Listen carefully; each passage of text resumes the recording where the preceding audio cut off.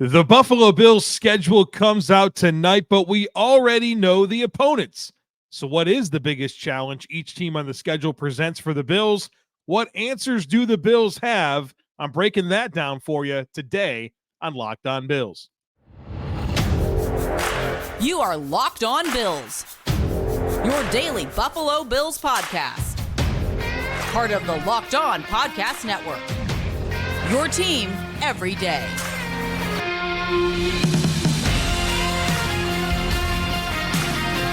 What's up, Bills Mafia? It's Joe Marino, author of Go Bills and Buffalo's Run, also the co-host of the Locked On NFL Scouting Podcast, and I'm your host of Locked On Bills.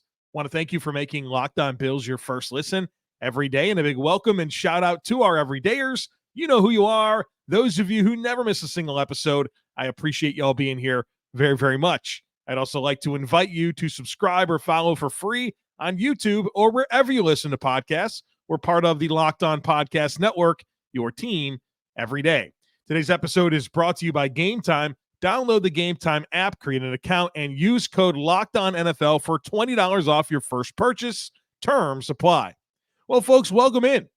We get the full NFL schedule tonight at 8 p.m. Eastern time.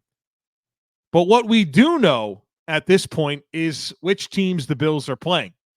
And so to hold us over until we get the full schedule to analyze, I wanted to spend some time today considering each of the Bills' 2024 opponents and determine what I believe is the single biggest challenge they present for the Bills, and then what answers the Bills have for those challenges. And at the end of this, we're going to consider all 14 opponents and see if there are themes in terms of what components of the Bills will have the most on them this season in mitigating what the Bills' opponents do best. And spoiler alert, since I've already done the exercise, there is a very clear theme. And so this will be fun. Let's get into it. We're going to go in this order. We'll talk about the AFC East opponents, the floating AFC games, the AFC South opponents, the floating NFC game, and then the NFC West to bring this to a close. But let's start with the most important games. Those are the division games and the Kansas City Chiefs. We'll first start with the Dolphins, and we know the Bills will play each of the AFC East teams twice. To me, when it comes to Miami, the single biggest challenge is the offensive speed that they have. Tyreek Hill, Jalen Waddle, Devon Achane, Raheem Mostert. Now they've added Jalen Wright, young running back out of Tennessee that can really scoot. They've got Odell Beckham Jr. in the mix now as a third wide receiver. They've added Jonnu Smith at tight end, who's very athletic. This team has unbelievable speed. And it's not just that the Bills can't match up with them in terms of speed. No team in the NFL has the athletes on defense to deal with all of this. It's just a lot.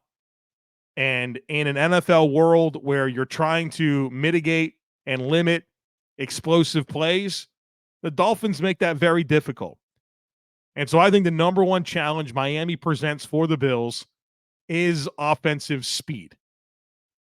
So what does it come down to for the Bills to deal with that? I think it's defensive coaching. Again, you don't have the athletes to match up with this team. Nobody does. So how do you deal with that? Well, you have really sound scheme. You know what your rules are. You don't break them, and you play fast. You got to coach these guys up and give them a chance. You have to put them in positions to have a chance against guys that they're not more athletic than, guys that they can't run with. Comes down to speed, leverage, playing fast. And I think that comes back to defensive coaching. And that's two of the Bills games right there against the Miami Dolphins. Let's get to the New York Jets. The biggest challenge I think the Jets pose for the Bills is their defense. I know that all the hype is about Aaron Rodgers, and Aaron Rodgers, obviously, really good player. Curious to see what he looks like with the Jets. 40 years old, coming off of an Achilles. There's plenty to consider there. But to me, the biggest challenge that the Jets pose is their defense. And this defense has frustrated Josh Allen for several years now. And it's not that they do anything exotic or crazy in terms of scheme. They just dare you to be patient. They dare you to do the smart right thing over and over and over and over again. And they're betting that at some point you're not going to. And that at some point you're going to put the ball in harm's way and they're going to get takeaways. And Josh Allen falls into this way too often when it comes to that Jets defense. And so what do the Bills have in terms of answering this problem? It's Josh Allen playing smart. Josh Allen realizing that that's probably not the game you go out there and chase 300 yards passing and 4 touchdowns. It's about doing the smart right thing with the football, executing with consistency, living with some punts, and just playing smart ball. So for the Jets, it's the defense. The Bills answer, Josh Allen playing smart. Let's get to the New England Patriots, the last AFC East opponent. And again, this covers 6 of the Bills' 17 games. I think the biggest challenge that the New England Patriots presents is their defense as well. Offensively, I'm fascinated to see how this comes together because I think there's questions all over the place with that offense. With a young quarterback in Drake May, we'll see when he plays. Of course, Jacoby Brissett, the bridge quarterback that can occupy the starting job until Drake May is ready to go. But look at that Patriots defense. Of course, Bill Belichick no longer there, but Gerard Mayo has been with Belichick for a long, long time. He takes over this defense and this team. And they've got good players on defense, and they get 2 of their best players on defense back this year, Matthew Judon, Christian Gonzalez. Those guys were hurt last year, and I think those are 2 of their most impactful players. Good young players in Kyle Duggar and Christian Barmore, and Josh Uche is back, and Dietrich Wise is there. Jabril Peppers at safety. So, they have good players and good scheme. And so what is the Bills' answer here for this Patriots defense? I think once again, it's Josh Allen playing smart. Playing a smart football game. I know that Josh has had more success against New England than he has the Jets. But I still think he has to be willing to embrace a certain style of play to win those types of games with consistency. Now, I think as an ancillary component, I still think it's about Josh Allen in that game. But pass protection matters a ton. I feel like if there's one team that has had consistent success stressing the Bills' pass protection schemes, it's been New England. Feels like Barmore gives them trouble. Wise gives them trouble. Josh Uche gives them trouble. And then they dial up some very unique pressure looks that the Bills sometimes struggle to deal with. And so I think as a secondary component to Josh Allen playing smart is, all right, what do your pass protection schemes look like? Are you going to win those one-on-one battles? So I think that's what it comes down to with New England. It's the defense, and then from there, it's how does Josh Allen perform? How does the pass protection hold up? We'll get to the Kansas City Chiefs now. The Bills get the opportunity to play them because both teams finished first in their respective divisions. The Chiefs do come to Buffalo this year. The biggest challenge with the Chiefs is Patrick Mahomes. This isn't hard to figure out. It's Patrick Mahomes. He's the best player in the league. And I think the Bills have had reasonable regular season success against Patrick Mahomes. Obviously, I don't think they're coming close in the playoffs. But what it comes down to is winning situational moments against Patrick Mahomes. He's going to make his plays. That's going to happen. But can you get some key third down stops? Can you get some big red zone stops? Can you make them kick field goals and not score touchdowns? It's about winning situational football on the defensive side. And that comes back to defensive coaching for me. What answers do you have to frustrate Patrick Mahomes in the biggest moments? And those margins, right? That's where those games are won, in those critical moments, third downs, fourth downs, red zone. How do you deal with that? And that's defensive coaching for me as well. So I just went through, that's actually 7 games when you consider 2 each in the division, plus the Chiefs. I went through 7 games. 3 of them, I think it comes back to defensive coaching. 2 of them, or I guess the other 3, actually 4, excuse me, the Jets and Patriots count twice. 4 of them, Josh Allen. So in the biggest games, AFC East and the Chiefs game, defensive coaching, Josh Allen's execution, I think, is the most critical factors in dealing with the top challenge that those opponents present. All right, folks, we're getting into the Ravens and the AFC South on the other side of it, so be sure to stick with me. It's winner take all time in the NBA and NHL, and FanDuel's giving you a shot to bring home a big win of your own right now. New customers can get $150 in bonus bets with any winning $5 bet. That's $150 to bet on spreads, money lines, player props, and more. Just visit FanDuel.com/lockedon and make every playoff shot count. FanDuel, America's #1 sportsbook.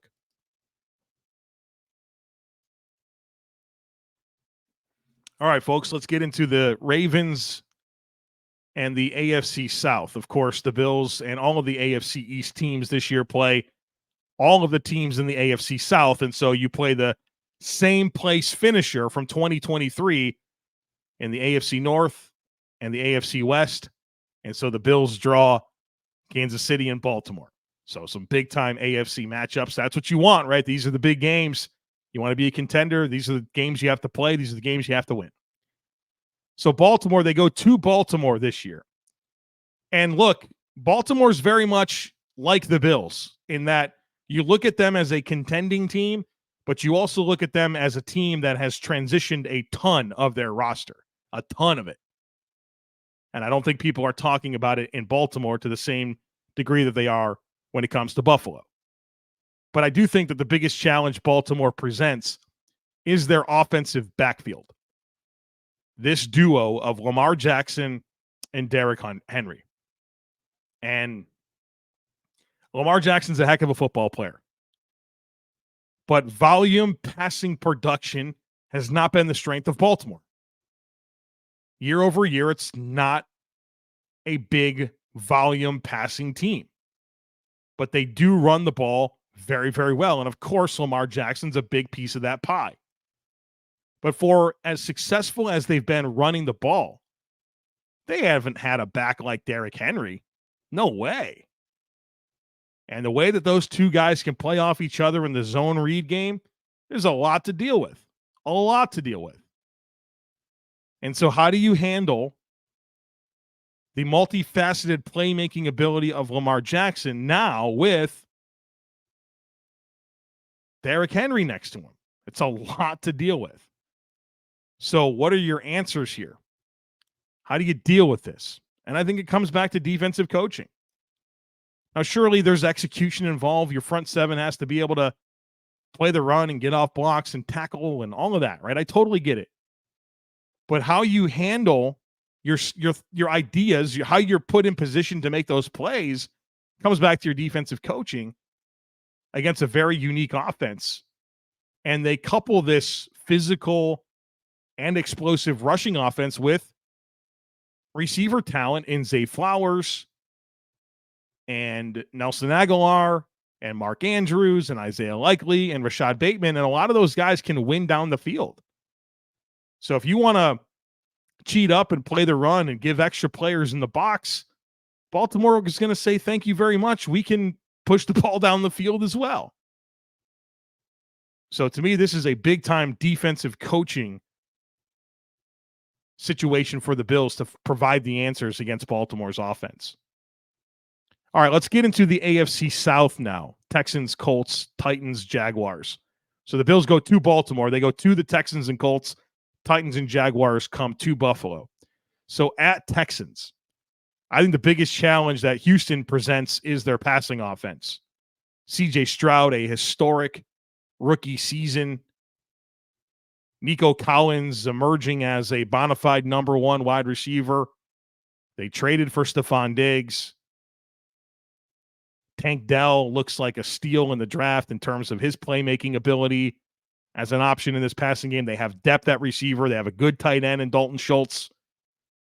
They got a pass catching back in Joe Mixon that should be able to help them. They have a good and deep offensive line. And so CJ Stroud just made big boy throws week in and week out last year. Now, I think he got away with some stuff for sure. You watch the tape, but you can't deny the production and the big moments that he came through and the big throws down the field. And you look at this, you look at the situation, and not only is he in his second season, but there's a lot of talent around him, a lot. And so I think this passing offense that Houston has is the challenge that they present, the biggest challenge. And the Bills' answer here is somewhat defensive coaching, but I think it comes down to pass rush. When you start talking to me about a high-flying passing offense, I think about affecting the quarterback and getting pressure and getting sacks. And the good news for Houston is they have a good offensive line. But when we're thinking about Bills Texans, I'm thinking about how does your pass rush show up and affect the young quarterback and take away some of this precision passing and this explosive passing that we saw from them in year one that you feel like can only get better in year two. Moving on to the Indianapolis Colts, the other road game for the AFC South opponents. I think for Indianapolis, it's their rushing offense. Of course, Jonathan Taylor, one of the elite running backs in the NFL, and he was injured last year. And that rushing offense was still really good with Zach Moss as the lead back. I think that speaks to their scheme, that speaks to their offensive line talent. And now they get a healthy Jonathan Taylor. I don't think they have much depth behind him, but Anthony Richardson, young quarterback that is a dynamic runner himself. I think there's a lot to consider when you think about this Colts rushing offense. And they've got some receiver talent, of course, as well, with Michael Pittman Jr. Josh Downs is a good-looking young player. They just drafted A.D. Mitchell. They have a fairly high pick in Alec Pierce. So they can really stress you with some of your one-on-one matchups in the passing game to complement this rushing offense. Now, it's got to come together for them. Anthony Richardson, still a very young player that didn't have a ton of reps at Florida, didn't have a ton of opportunity last year because he was injured. So it's got to come together, but that's a potent rushing offense. And so to me, the Bills' answer here is the defensive front seven. How do you fit the run? How do you deal with physical specimens in Anthony Richardson and Jonathan Taylor with the ball in their hands? Do you get them down? Do you concede yards after contact? Can you try to make them throw the football to beat you? All of those types of things, but I think it's about this defensive front seven meeting that moment. Let's get to the AFC South home games now in the Titans and Jaguars. We'll do the Titans first. The Titans were probably the hardest team for me to zero in on what the biggest challenge is. I like some of what they got cooking on defense with L'Jarius Sneed and Jeffrey Simmons. And I think their secondary in general looks pretty good to me with Amani Hooker at safety and Roger McCreary, a good-looking young corner. They signed Chidobe Awuzie. Like, they have some secondary talent for sure, but adding L'Jarius Sneed is a big deal. I think L'Jarius Sneed is one of the true number one corners in the NFL that you can put on a top receiver and they can take him away. We saw that happen pretty much every time Stephon Diggs played against L'Jarius Sneed. He choked him out and didn't allow him to make any plays. And Sneed's done that to other great receivers as well. Now, the Bills don't have that guy, and so maybe that mitigates a guy like Sneed, but you know that he's a lockdown guy. And, of course, Jeffrey Simmons, a highly disruptive defensive lineman that you have to be mindful of. I think you look at this Titans roster and you can become very impressed with the receiver talent that they have in DeAndre Hopkins and Calvin Ridley and Tyler Boyd. But I'm really fascinated to see how this offense comes together, where I think there's a lot of questions about the offensive line and a lot of young talent that has to come together there, but also Will Levis in year two. And I'm fairly into Will Levis. Like, I think he's interesting as a quarterback because of his build. I say this all the time. He's like literally built like an action figure. He runs like he's a fullback, and he's got unbelievable arm talent. So there's no physical limitations, but I don't really think of Will Levis as a precision style passer.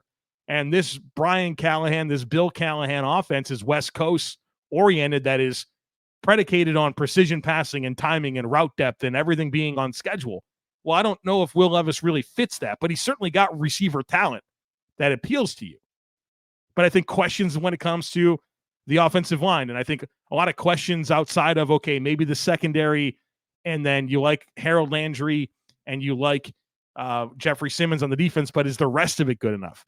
I think this is a situation where I say, well, what's the Bills' answer for Tennessee? I think it's just that you have a better roster, that you have a deeper roster. So while they have some strengths, you'd like to think that your collective talent in Buffalo can handle that. And so what I have written down in terms of the Bills' answer here is just the depth of the roster.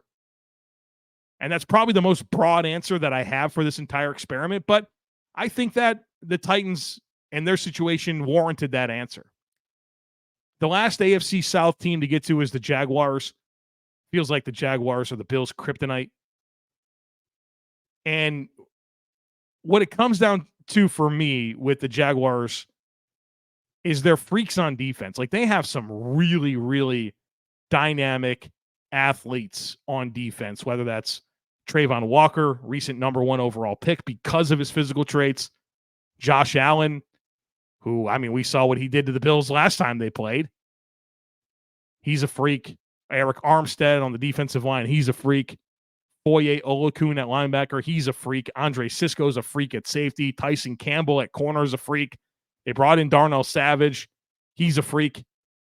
Like, they have some freaky playmakers on defense. And that's the Trent Baalke way. Their general manager loves size, length, athleticism, and he's got a heck of a collection of talent to do that. And I know that, look, you think about Jacksonville, it's Trevor Lawrence and Travis Etienne and Christian Kirk, and they've made a lot of investments on the offensive side of the football, and Doug Peterson. Like, I get all that.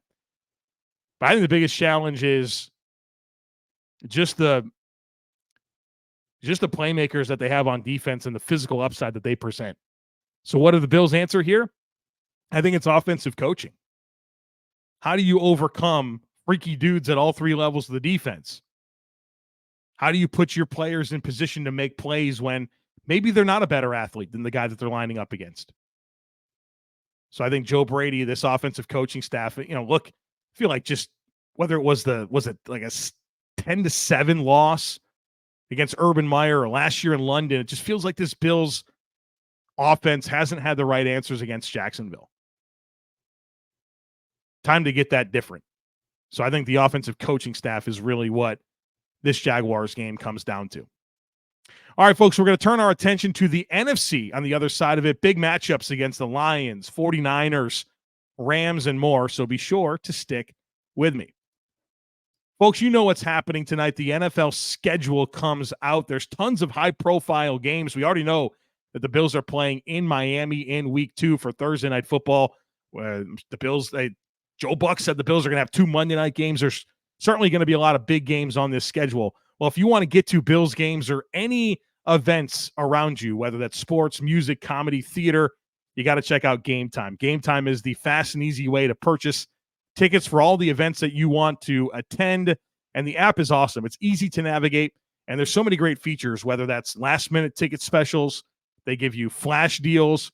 They'll give you all-in prices, so you know exactly what you're going to pay at checkout. No surprises.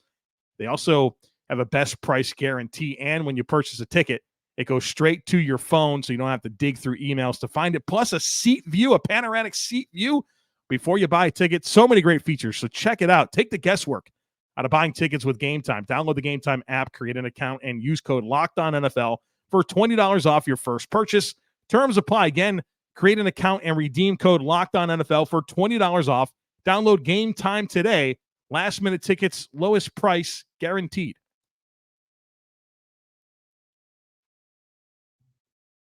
All right, let's talk about these NFC games.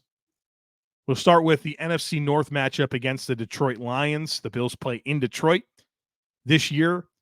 I think the biggest challenge that Detroit presents is the 2-dimensional offense that they have. They can throw it and they can run it.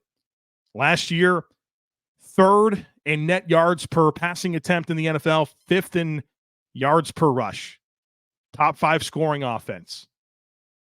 They got good scheme, and they can run it, and they can throw it, and they have a great play action game. And it's David Montgomery's a physical runner. Jahmyr Gibbs is this electric, speedy option. It works. It just really works with Jared Goff and Ben Johnson as the OC and Amon-Ra St. Brown as a star receiver.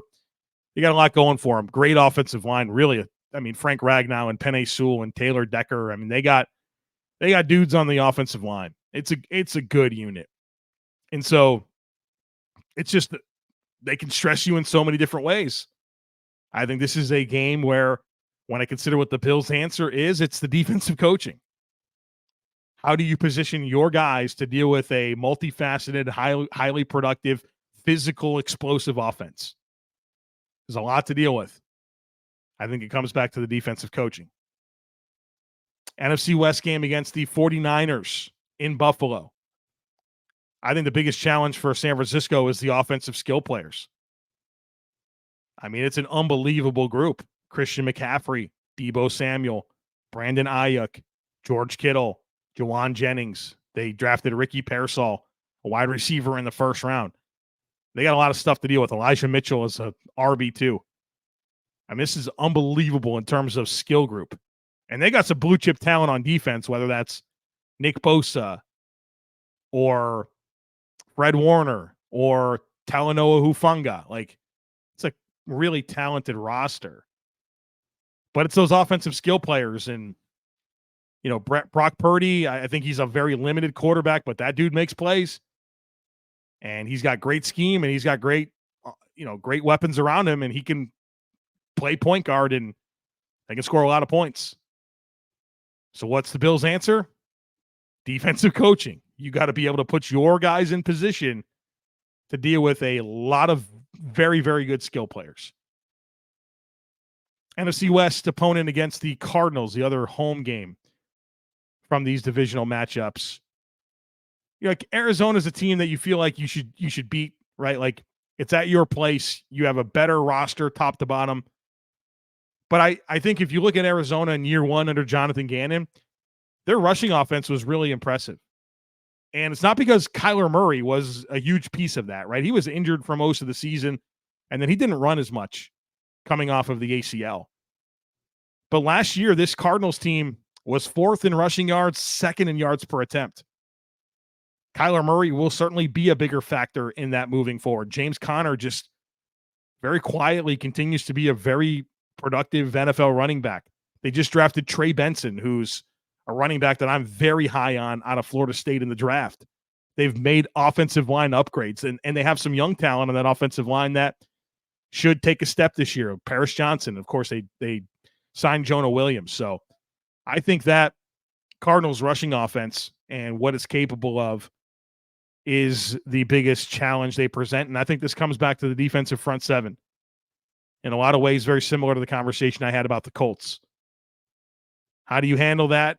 And can you force them to try to beat you in a one-dimensional way throwing the ball? Where obviously Marvin Harrison Jr. is a great-looking young player, but I think their weapons outside of that very questionable. And Trey McBride at tight end, he deserves a shout-out, but there's not a whole lot that you're overly concerned with. You got to take care of that rush game. All right, the two road games here in the NFC West at the Rams. I think it's their biggest challenge for Los Angeles is a multifaceted offense that has been upgraded. This offensive line is stacked. They had a left tackle and Alaric Jackson really emerged. Steve Avila, as a draft pick last year, looks like he's going to be a stud. They found Kevin Dotson at guard, and they gave him a bunch of money. Jonah Jackson, they gave him a bunch of money to play guard. Rob Havenstein's a rock-solid right tackle. So they have very good offensive line.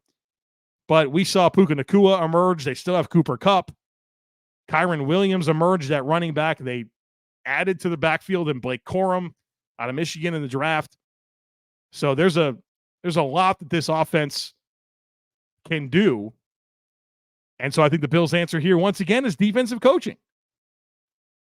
How do you deal with all the layers of that offense? It comes back to your defense and how it's coached and how it's positioning guys to be successful.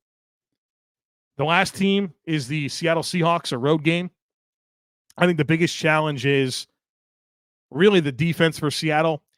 And not that it was a good defense last year, it wasn't. But Mike McDonald, now their head coach, defensive-minded, did an unbelievable job in Baltimore, elevated a lot of that talent in Baltimore, and he's got a lot to work with in Seattle.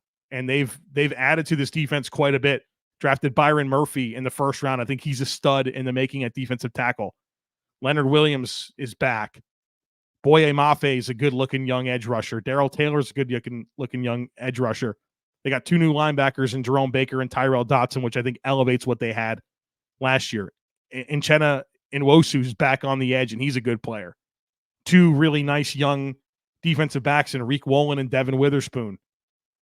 Julian Love's a stud at safety. They got a lot to work with, I think, improved coaching in Mike McDonald, and really impressed with what he was able to do in Baltimore, and I think he's got a lot to work with in Seattle.